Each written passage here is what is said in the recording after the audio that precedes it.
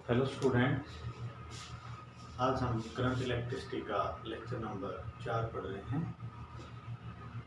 इससे पहले जो लेक्चर नंबर 3 था उसके अंदर हमने करंट डेंसिटी को डिस्कस किया था और हमने ओम्स लॉ के बारे में पढ़ा था।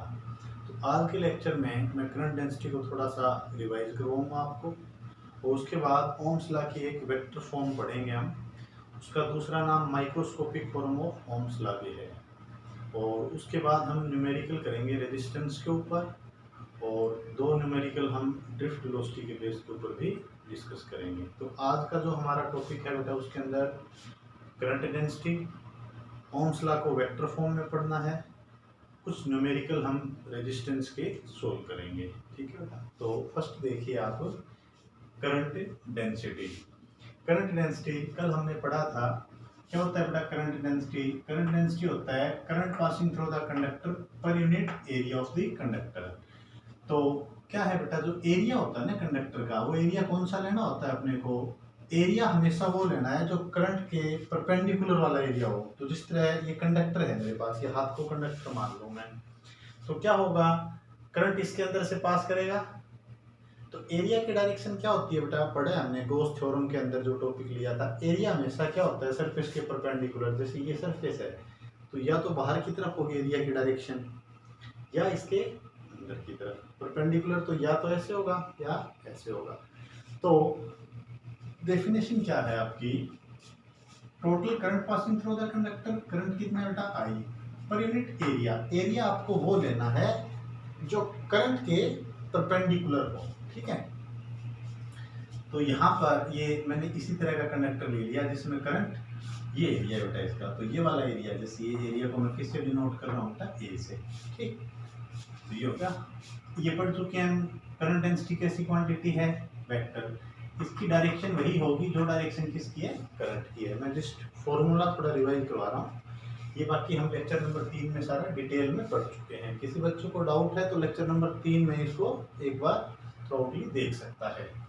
अच्छा, अब देखिए बेटा, इसमें कंफ्यूजन था कुछ स्टूडेंट्स की, ये प्रॉब्लम रही थी कि उनको ये था कि यहाँ पर एरिया वेक्टर का कॉन्सेप्ट क्या है बेटा। एरिया वेक्टर क्या होता है? एरिया वेक्टर देखिए आप, area vector is perpendicular to surface. ये क्या होता है बेटा, सरफेस के परपेंडिकुलर होता है। जैसे ये है बेटा, ये सरफेस है, तो इसका एरिया वेक्टर क्या होगा, इसके परपेंडिकुलर, चाहे आउटवर्ड हो, ठीक है, या इसके अंदर की तरफ हो, इनवर्ड। ये एरिया वेक्टर होता है। तो अगर एरिया वेक्टर की टर्म में बताना चाह रहे हो ना बेटा, तो आप ऐसे कहोगे कि करंट डेंसिटी क्या होता है, current per unit area vector. फिर आप क्या बोलोगे, एरिया वेक्टर। क्यों? अब परपेंडिकुलर वर्ड नहीं बोलेंगे हम। एरिया वेक्टर किसकी डायरेक्शन में है? एरिया वेक्टर है परपेंडिकुलर टू द सरफेस। यानी एरिया वेक्टर अगर आप कह रहे हो तो वो किसकी डायरेक्शन में होगा, करंट की डायरेक्शन में। तो 2 डेफिनेशन होगी बेटा। देखिए, current density is the current per unit area, per unit area. तो एरिया कहोगे तो क्या कहोगे, area is perpendicular to the direction of current. और अगर ऐसे कहते हो, current density is the current passing per unit area. Area क्या है, आप ऐसे कहोगे, in the direction of area vector, in the direction of area vector. समझ में आया आपको, एरिया वेक्टर। अब यहाँ देखिए, इससे और क्लियर होगा ये। यहां से आपको क्या निकालना है, करंट डेंसिटी निकालनी है, जे। तो क्या हो जाएगा, आई। अब क्या लेना है, पर यूनिट एरिया। एरिया कौन सा लोगे आप? अब अगर मैं ये बात करूं, ये मेरा एरिया वेक्टर है, जैसे सरफेस यूं है, तो ये हो गया, ये एरिया वेक्टर हो गया। क्या हो गया बेटा, ये एरिया वेक्टर। और ये क्या है मेरे पास, direction of flow of current, ये करंट की डायरेक्शन है। दोनों में एंगल कितना बन रहा है, थीटा। तो अब मैं क्या कहूंगा, अब मैं ये कहूंगा, current per unit area vector in the direction of current. ये एरिया वेक्टर हो गया, ये ना एरिया वेक्टर। करंट की डायरेक्शन में इसका कंपोनेंट कितना है, ए कोस थीटा। तो पर unit A cos theta. A cos theta is the component of area vector. Area vector का ए कोस थीटा वो कंपोनेंट है जो किसकी डायरेक्शन में है, करंट की डायरेक्शन में है। तो ये करंट डेंसिटी आ गया बेटा ये। ठीक है, आई को क्या लिखा जा सकता है, I is equal to J A cos of theta. I is equal to J dot A. बोलो समझ में आया?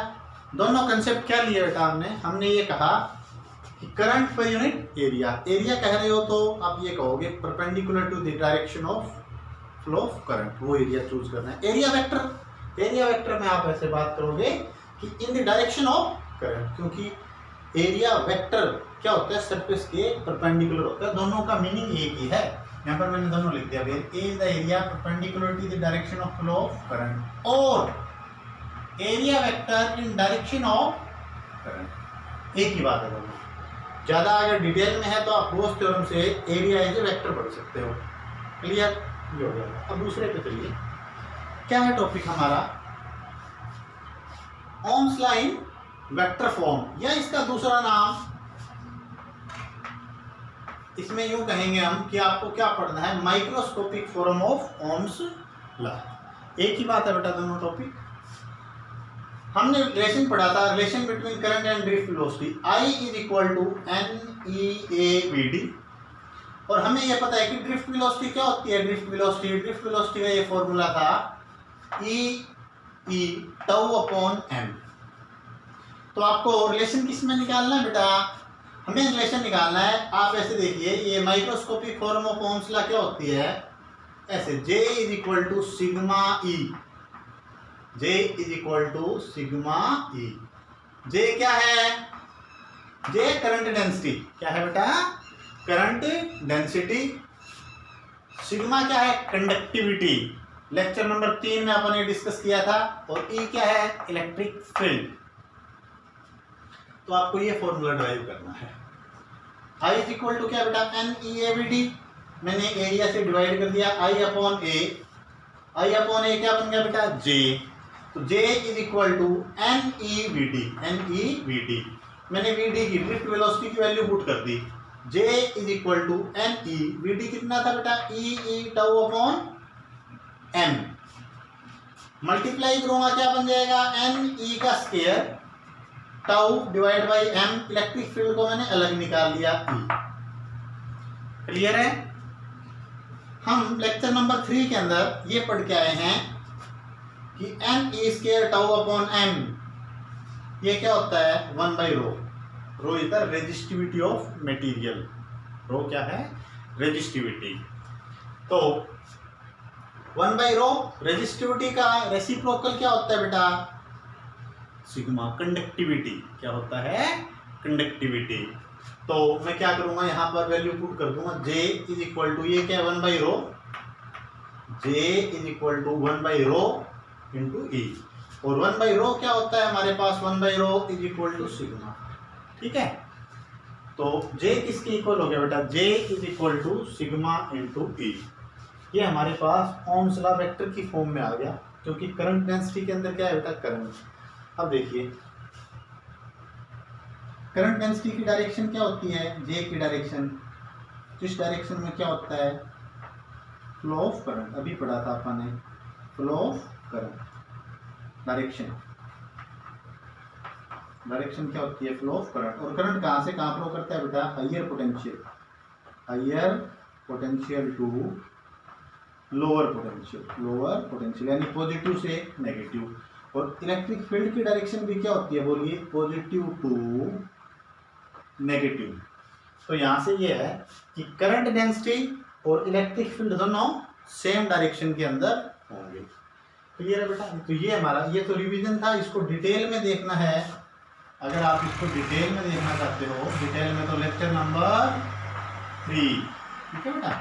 और ये हमारा हो गया microscopic form of Ohm's law. आप स्क्रीन को पॉज करके बेटा इन टॉपिक को नोट कीजिए। ठीक है? यहाँ पर जो हमारा ये एंगल दिया था हमने, एरिया वेक्टर का ये एंगल कितना दिया था बेटा? पॉज करके आप इनको टॉपिक को नोट कीजिए। अब हम नेक्स्ट जो इसके न्यूमेरिकल हैं वो डिस्कस करेंगे।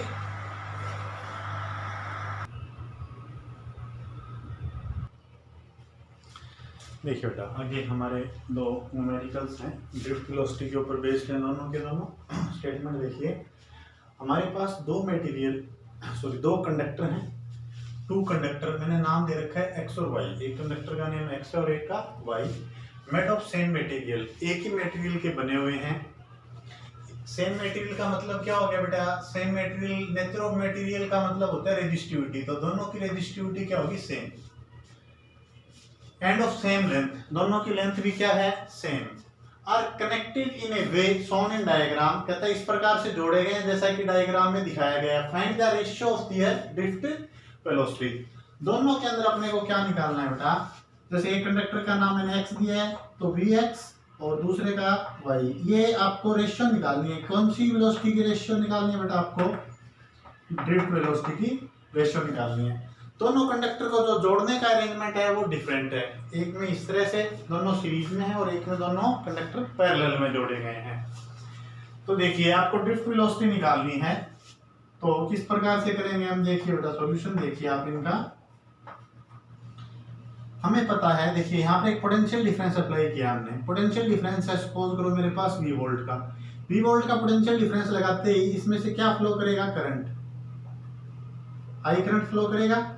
अभी I करंट है, ये दोनों सीरीज में हैं, तो कल भी हमने बात की थी, अगर सीरीज में है तो आप इस तरह समझ सकते हो बेटा, सीरीज में दो पाइप है, एक पाइप तो है जिसका एरिया ऑफ क्रॉस सेक्शन छोटा है और एक पाइप ऐसी लगा रखी है जिसका एरिया ऑफ क्रॉस सेक्शन बड़ा है। तो जो करंट है ना वो एरिया पर डिपेंड नहीं करेगा, सेम करंट पास करेगा अगर सीरीज में, तो जितना करंट इसमें से उतना ही करंट इसमें से पास करेगा, तो करंट दोनों में सेम हो गया। तो फॉर्मूला क्या होता है बेटा, करंट का ड्रिफ्ट वेलोसिटी के साथ रिलेशन देखिए, NEA VD, ये होता है बेटा ड्रिफ्ट वेलोसिटी, ठीक है। अब अगर मैं यहाँ पर बात करूं तो N क्या है, number of electron per unit volume, ये नेचर ऑफ मटेरियल के ऊपर होता है। जब दोनों का मटेरियल का नेचर सेम है तो N दोनों में क्या आ गया, सेम। E है इलेक्ट्रॉन का चार्ज, ठीक है, I भी सेम हो गया दोनों के अंदर, तो ये तीन क्वांटिटी क्या होगी बेटा, कांस्टेंट होगी। यहां से आप सिंपली अगर निकालना चाहो तो ड्रिफ्ट वेलोसिटी पूछिए आपसे, कितनी आएगी बेटा, I/NEA।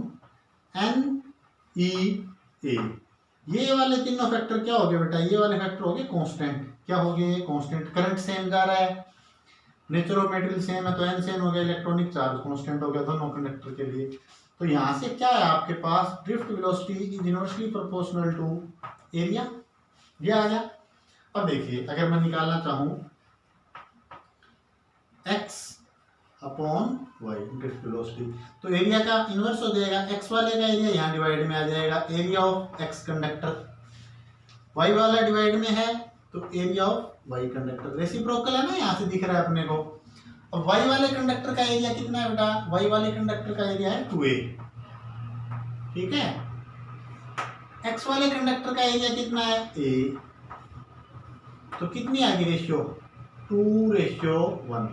हम कहेंगे ड्रिफ्ट वेलोसिटी की रेशियो कौन से कंडक्टर में, x और y के अंदर जो ड्रिफ्ट वेलोसिटी है वो तो कितनी रेशियो में आ जाएंगे बेटा, 2:1, ठीक है ना, ये हो गया हमारा फर्स्ट। अब सेकंड में आइए, सेकंड में वही दो सेम कंडक्टर हैं, उन दोनों को अब हमने किस में कनेक्ट कर दिया बेटा, एक दूसरे के नीचे, यानी पैरेलल हो गया कनेक्शन, ठीक है। तो अब वही है, पोटेंशियल डिफरेंस आपने दे रखा है V वोल्ट का, तो दोनों में से देखिए करंट फ्लो करेगा। अब पैरेलल में है, अब करंट क्या नहीं होगा, सेम नहीं होगा, बट पैरेलल में पोटेंशियल डिफरेंस क्या रहता है बेटा, सेम रहता है। जितना पोटेंशियल डिफरेंस इसके ऊपर है, जैसे V टोटल लगाया तो V इसको मिलेगा, V इसको मिलेगा। अब देखिए बेटा ये क्वेश्चन कैसे होगा, सॉल्यूशन देखिए इसका, वही I/NEA VD, क्या निकालना आपको, वही सेम है, ड्रिफ्ट वेलोसिटी की रेशियो पूछी है, तो ड्रिफ्ट वेलोसिटी कितनी हो जाएगी भाई, I/NEA,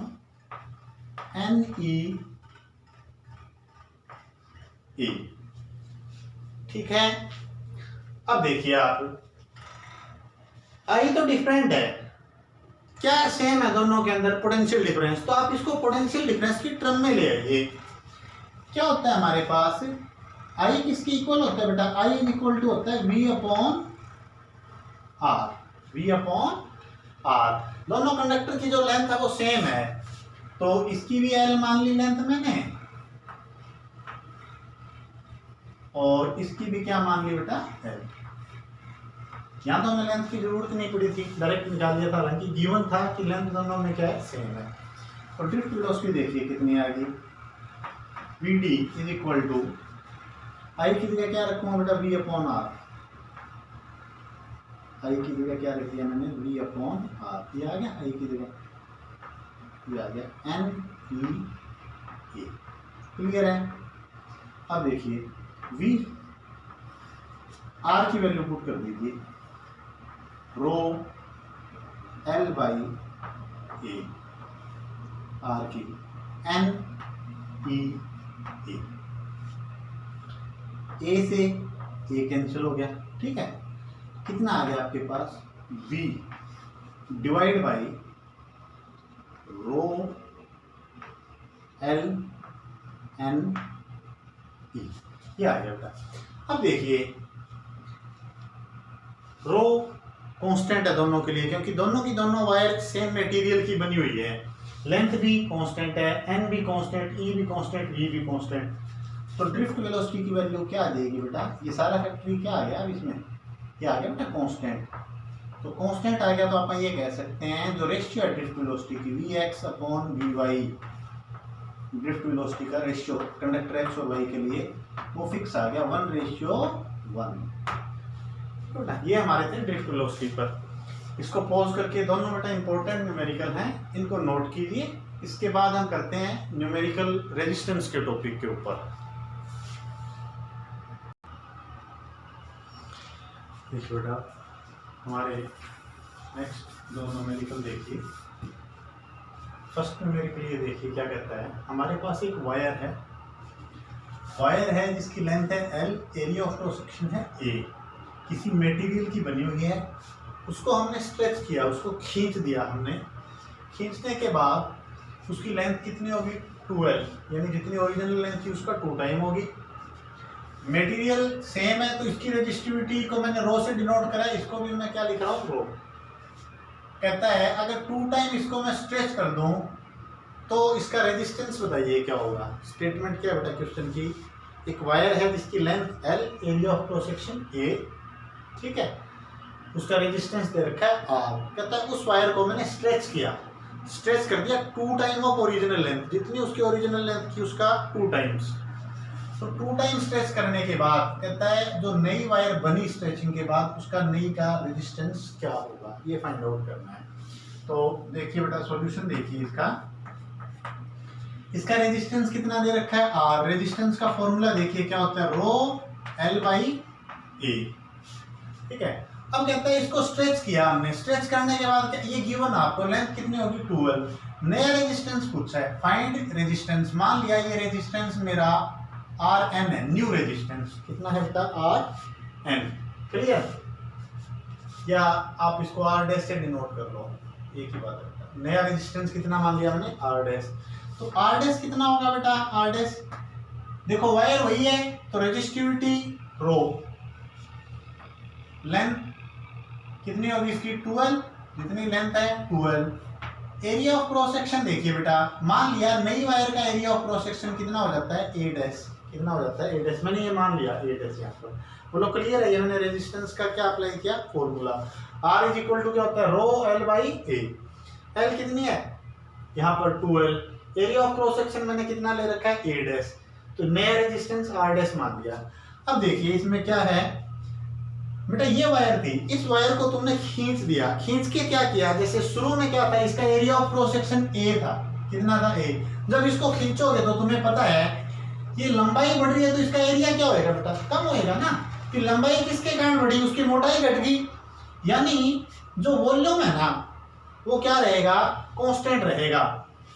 volume before stretching is equal to volume after stretching। बोलो क्लियर है, क्यों, क्योंकि जब लंबाई बढ़ी है तो इसका मतलब उसकी मोटाई कम हुई है। तो पहले कितना था, यानी वॉल्यूम कांस्टेंट रहता है, पहले एरिया कितना था बेटा इसका ए, लेंथ कितनी थी एल। जब आपने इसको खींच दिया तो मैंने एरिया क्या मान लिया, मैंने मान लिया एरिया हो गया ए डैश।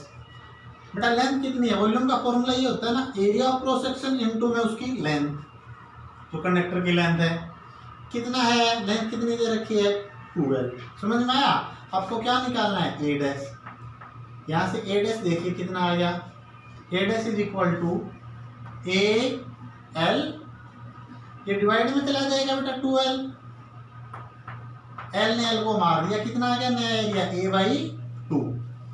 तो a डैश की वैल्यू कितनी आ गई, a dash is equal to a by 2, कितना आ जाएगा new resistance r dash is equal to rho 2l, नया एरिया कितना है a बाई 2, क्या लिखूंगा रो l बाई a 2 इंटू 2, ये कितना हो जाएगा बेटा 4। क्लियर है? रो इंटू एल बाई ए कितना था, ये इस वायर का रेजिस्टेंस कितना दे रखा था बेटा r, तो मैं ये कहूंगा जो नई वायर आई मेरी उसका रेजिस्टेंस कितना टाइम हो जाएगा बेटा ओल्ड वाली वायर के कितने टाइम 4 टाइम, कितने टाइम हो जाएगा 4 टाइम। क्लियर आपको? अब ये वाला क्वेश्चन देखिए बेटा, इसमें क्या करता है, कहता है हमारे पास एक वायर है जिसकी लेंथ कितनी है l, area of cross section है a, किसी मटेरियल की बनी हुई है जिसकी रेजिस्टिविटी है रो, कहता है उस वायर का रेजिस्टेंस कितना है r है। अब कहता है उस वायर को कंप्रेस किया गया, दबाया गया, दबाने के बाद उसकी लेंथ कर दी मैंने हाफ, जो ओरिजिनल लेंथ थी उसका कितना कर दी बेटा हाफ, ठीक है। हाफ करने के बाद बताइए उसका रेजिस्टेंस कितना हो जाएगा, ये क्वेश्चन है आपका। समझ में आया? दोनों क्या है, उसमें मैंने स्ट्रेस किया था, इसमें मैंने क्या किया है कंप्रेस किया है। तो देखिए बेटा इसका रेजिस्टेंस R दे रखा है आपको, सॉल्यूशन देखिए क्या होगा, R क्या होता है resistance rho into L by A, length L, area of cross section A, resistivity rho, इसका रेजिस्टेंस R गिवन है तो मैंने ये लिख दिया। कंप्रेशन के बाद जो हुआ, मान लिया इसका एरिया कितना हो जाता है a डैश, कितना हो जाता है बेटा a डैश, तो इसका रेजिस्टेंस मैंने मान लिया, let the resistance of compressed wire, दबाने के बाद जो वायर बनी उसका रेजिस्टेंस r डैश मान लिया, कितना हो जाएगा रो, वही वायर है तो रेजिस्टिविटी क्या है रो, लेंथ कितनी हुई बेटा, लेंथ होगी l बाई 2, फॉर्मूला होता है ना रेजिस्टेंस का, rho into l divide by area, area बोलिए कितना है इसका, एरिया हो गया a डैश, कितना हो गया बेटा a डैश, तो ये इसका रेजिस्टेंस आ जाएगा। ठीक है, अब आपको क्या निकालना है a डैश, फिर वही कॉन्सेप्ट बेटा, देखिए ये कोई वायर थी इस टाइप से, उसको कंप्रेस किया गया बेटा, जब उसको कंप्रेस करेंगे तो क्या होगा, लंबाई तो घटेगी और एरिया बढ़ जाएगा, तो मैंने ये थोड़ा सा डायग्राम इसी प्रकार से बनाया है। भी इसको दबाया तो मोटाई बढ़ गई, ठीक है, ये मोटाई बढ़ गई ना, एरिया ऑफ क्रॉस सेक्शन बढ़ गया और लेंथ इसकी क्या होगी r, तो आप यही कहेंगे वॉल्यूम क्या रहेगा, volume remains constant, volume remains constant, यानी वॉल्यूम बिफोर कंप्रेशन, जो वॉल्यूम कंप्रेशन से पहले था वही क्या होगा volume after compression, volume after compression. Compression से पहले क्या था वॉल्यूम में, बोलिए बेटा वॉल्यूम होता है area of cross section into में लेंथ, a इंटू में l। कंप्रेशन के बाद क्या हुआ, एरिया हो गया a डैश, मान रखा है हमने, लेंथ कितनी होगी l बाई 2, तो यहां से a डैश कितना आ जाएगा बेटा, l ने l को मार दिया, ये 2 इधर चला जाएगा, a dash is equal to 2a, a dash is equal to 2a, length half हुई तो एरिया क्या हो जाएगा बेटा डबल। ठीक है, अब देखिए आप क्या होगा इसमें, इस फॉर्मूले में पुट कर दीजिए, r dash is equal to कितना आ गया rho l by 2, a dash कितना है 2a, ये 2 इंटू 2 कितना हो जाएगा बेटा 4, डिवाइड में ना 1/4 रो l बाई a। अब फिर वही देखिए रो इंटू l बाई a क्या था बेटा रेजिस्टेंस, तो ये कितना हो गया 1/4 of original resistance. Original resistance जब उसकी लेंथ है, the area of cross section A था, तो रेजिस्टेंस आर था। अब ऐसा किया तो जो नई वायर का रेजिस्टेंस आएगा वो कितना आएगा बेटा, 1/4 टाइम ऑफ ओल्ड रेजिस्टेंस। तो इसको R dash is equal to 1/4 time of old resistance. ठीक है बेटा, ये आपके बिल्कुल इजी न्यूमेरिकल थे। इस तरह के न्यूमेरिकल हम 10th क्लास में भी पढ़ चुके हैं। तो बेटा इसको स्क्रीन को पॉज करके इन दोनों को नोट कीजिए, फिर इन दोनों के बेस पे मैं आपको एक रिजल्ट दिखवाता हूं, जिससे इस तरह के क्वेश्चन आप डायरेक्ट भी कर सकते हैं। देखिए अभी हमने ये जो दोनों न्यूमेरिकल्स किए थे, इनको आप डायरेक्टली या इस टाइप के न्यूमेरिकल आए तो आप डायरेक्टली भी इनको सोल्व कर सकते हैं। देखिए मैंने फॉर्मूला लिखा है क्या बेटा, एक शॉर्टकट है इनके लिए। किसके लिए, अगर आपने किसी वायर को स्ट्रेच किया, जैसे यहाँ पर स्ट्रेच किया था, या मैंने यहाँ पर कहा कि मैंने कंप्रेस कर दिया, या इसी प्रकार ये कहता हूँ कि मैंने किसी वायर को बीट किया, पीट कर उसको लंबा कर दिया। ठीक है, तो ऐसा करने से क्या होगा, या तो रेजिस्टेंस बढ़ेगा या घटेगा। जैसे यहाँ पर रेजिस्टेंस बढ़ रहा था, यहाँ पर घट रहा था। तो अगर ऐसा होता है ना, तो जो रेजिस्टेंस है उसकी वैल्यू हम कैसे फाइंड आउट करें, उसके लिए एक शॉर्टकट फॉर्मूला है हमारे पास। देखिए ये फॉर्मूला आपको याद रखना है, R dash is equal to N square into R. R के आपके पास ओरिजिनल रेजिस्टेंस, जैसे यहां पर उसने दिया था कि ओरिजिनल रेजिस्टेंस जो वायर थी उसका कितना था, आर। ठीक है, और आर डैश क्या होगा, जो नया रेजिस्टेंस, जैसे यहाँ आर डैश आपको निकालना था, तो क्या कहता है, ये एन है ना, एन क्या होगा बेटा, एन आपको लेंथ के अकॉर्डिंग देखना है, where N is the number of time length increased और डिक्रीज्ड। एन जैसे अगर वो आपको यूं कह दे कि लेंथ को 2 टाइम कर दिया तो एन की वैल्यू 2 हो जाएगी। अगर कह दे कि लेंथ को हाफ कर दिया तो एन की वैल्यू 1/2 हो जाएगी। तो मैं इन्हीं दोनों एग्जांपल से इसको कर रहा हूँ सोल्व। यहाँ पर देखिए, जैसे यहाँ था, उसने ये कह दिया कि एक वायर थी जिसकी लेंथ एल है, area of cross section A है, उसको मैंने स्ट्रेच करके लेंथ को डबल कर दिया। तो यहाँ पर स्ट्रेच ट्वाइस 2 टाइम कर दिया, तो एन कितना हो गया बेटा, 2। तो यहाँ पर डायरेक्ट नया रेजिस्टेंस आ जाएगा, आर डैश, एन की जगह 2 पुट किया, 2 का स्क्वायर इंटू आर, ये हो गया 4r। तो क्या आएगा, नया रेजिस्टेंस कितना टाइम आ गया, 4 time of old resistance. Clear है, ये वाला क्वेश्चन है ऐसे। अब जैसे वहां था, उसने क्या कहा कि मैंने कंप्रेस कर दिया, कितना कंप्रेस कर दिया बेटा, हाफ ऑफ ओरिजिनल लेंथ। तो ये रहा कंप्रेस्ड हाफ कंप्रेस कर दिया, तो एन की वैल्यू कितनी आ गई, हाफ। इस फॉर्मूले में मैंने फिर पुट किया ये formula, R dash is equal to 1/2, half किया ना, एन हाफ हो गया का स्क्वायर इंटू आर, 1/2 का स्क्वायर कितना हो गया, 1/4। तो नया रेजिस्टेंस कितना हो गया बेटा, 1/4 टाइम। इसी तरह और देख लीजिए, जैसे ये कहता है स्ट्रेच्ड 3 टाइम, कि मैंने वायर को 3 गुना स्ट्रेच कर दिया, तो नया रेजिस्टेंस कितना आ जाएगा बेटा, आर डैश। अब 3 टाइम किया है तो यहाँ पर एन की वैल्यू कितनी होगी, बोलो, एन आ गया मेरे पास 3, कितना आ गया बेटा, 3। तो यहाँ पर एन की वैल्यू 3 पुट कर दूंगा, 3 का क्या हो गया, square into are.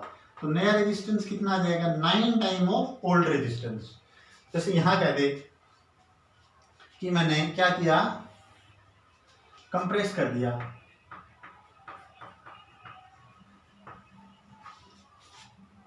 1/10 time, 1/10 time, जो भी उसकी लेंथ थी उसका 1/10। तो n कितना हो गया बेटा, n हो गया 1/10। तो नया रेजिस्टेंस कितना आ जाएगा, आर डैश। आप पुट करिए, ये n है, इस n की जगह कितना पुट करोगे, 1/10।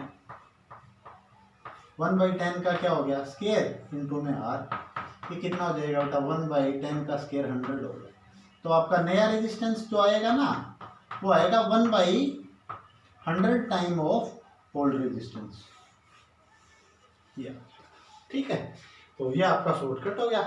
अब इसके बाद हम थोड़े से अच्छे लेवल के न्यूमेरिकल्स करते हैं। इसको बेटा पॉज करके स्क्रीन को नोट कीजिए इनको।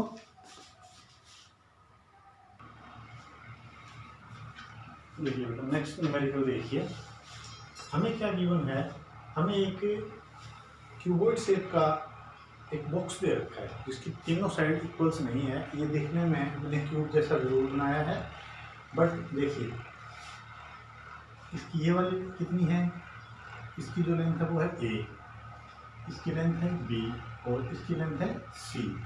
एक क्यूबॉइड टाइप का मैंने क्या बनाया है, एक मटेरियल बनाया है। आपको क्या फाइंड आउट करना है बेटा, ये जिस भी मटेरियल का बना हुआ है उसकी रेजिस्टिविटी दे रखी है रो।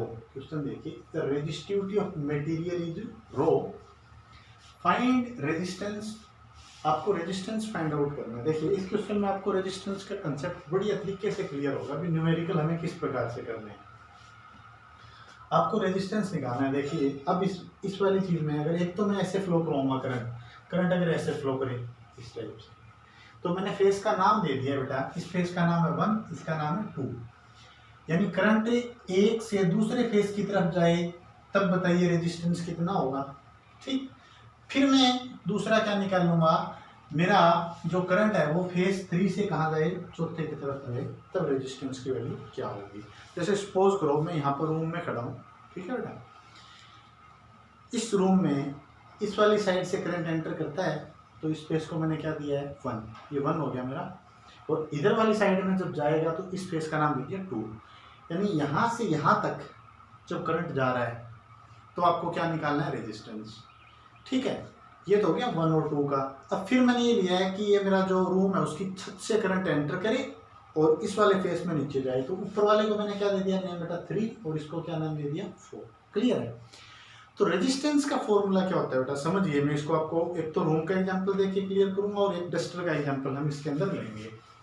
मैं रेजिस्टेंस निकाल रहा हूँ। रेजिस्टेंस का फॉर्मूला क्या होता है बेटा, रो एल बाई ए। एल क्या होता है, एल होती है length in direction of current. ये किस डायरेक्शन में लेते हैं बेटा, इन direction of flow of current, in direction of flow of current. और जो ये एरिया होता है ना, ये क्या होता है, एरिया परपेंडिकुलर टू फ्लो। ठीक है, ये लेना है अपन। तो अब इसमें समझिए, जैसे मैं यहाँ खड़ा हूँ, उस वाली दीवार से ये मेरा जो ये वाला हैंड है, इस तरफ से करंट एंटर हो रहा है और इस तरफ जा रहा है। तो यहाँ से यहाँ तक जब करंट चला तो देखिए ये फेस है बेटा, कितनी लेंथ चला वो ए, कितनी लेंथ चला ए लेंथ आया। तो एरिया क्या करना है आपको, देखिए area perpendicular to the flow of current. जब यहाँ आया तो करंट ऐसे आ रहा है, इसके परपेंडिकुलर वाला एरिया लेना है। कौन सा बेटा, परपेंडिकुलर वाला। तो इसके परपेंडिकुलर ये है, इसका मैं एरिया निकालूंगा तो यहाँ से देखिए इस वाला एरिया ये आ रहा है, इसके परपेंडिकुलर एरिया कौन सा हो जाएगा, बी सी। ये वाला फेस क्या हो गया बेटा, बी सी। अब देखिए एक बार फिर से देखिए आप, अब यूँ समझ लीजिए, फर्स्ट ये है मेरा, समझ में आया आपको, अब क्लियर हो जाएगा। ये कौन सा फेस हो गया, यहाँ से दिख रहा है आपको, ये फेस है 1, ये वाला, ये फेस कौन सा है 1। ऐसे कर दिया मैंने, यहाँ से करंट आ रहा है, यहाँ से बाहर जा रहा है। ठीक है, तो मैंने डिनोट कर दिया। यहाँ से यहाँ तक जब इस वाले फेस से लेके यहाँ तक करंट गया तो कितनी लेंथ चला बेटा, ए। कितनी चला वो, ए। तो रेजिस्टेंस का फॉर्मूला क्या हो जाएगा, कहाँ से कहाँ निकाल रहा हूँ मैं, फर्स्ट से सेकंड फेस की तरफ, first to second face, first to second face का क्या फॉर्मूला है, रो। क्या लेनी है, length in the direction of flow of current. यहाँ से करंट एंटर हुआ, यहाँ गया, कितनी लेंथ है बेटा, ए। कितनी है, ए चला। अब देखिए इसके परपेंडिकुलर एरिया लेना है, इसके परपेंडिकुलर ऐसे जा रहा है तो परपेंडिकुलर एरिया कौन सा होगा, ये वाला एरिया या ये वाला एरिया। तो अब आप ये देखिए, ये वाला एरिया अगर लो तो इसकी कितनी थिकनेस दे रखी है बेटा, सी। कितनी दे रखी है, सी। तो इसका एरिया निकालना है। देखो यहाँ करंट जा रहा है तो ये परपेंडिकुलर एरिया, ये वाला या ये वाला, एक ही बात है बेटा। यहाँ से एंटर कर रहा है, यहाँ से बाहर जा रहा है, तो इसका क्या होगा, देखिए मैंने सामने लिख दिया है, ये कितना है, बी।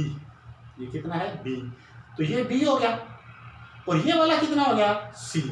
तो divide by area perpendicular to the flow of current, ये हो गया बी सी। क्लियर।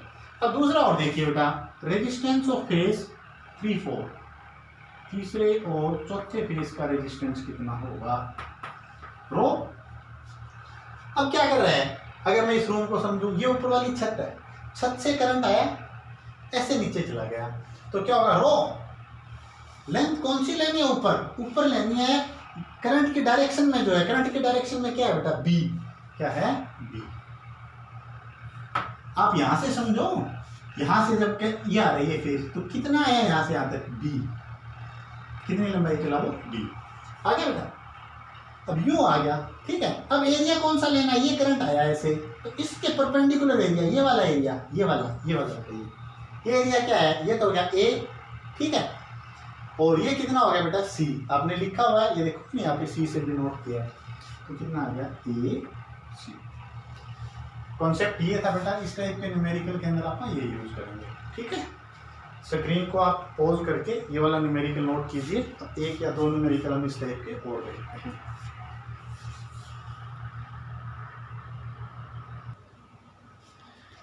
अब हमारा नेक्स्ट क्वेश्चन देखिए, हमें एक सिलेंडर दे रखा है बेटा, या मैं कहूँ कि एक वायर है सिलेंड्रिकल फॉर्म के अंदर, उसमें क्या है, वो एक होलो वायर है, यानी अंदर से खोखली है।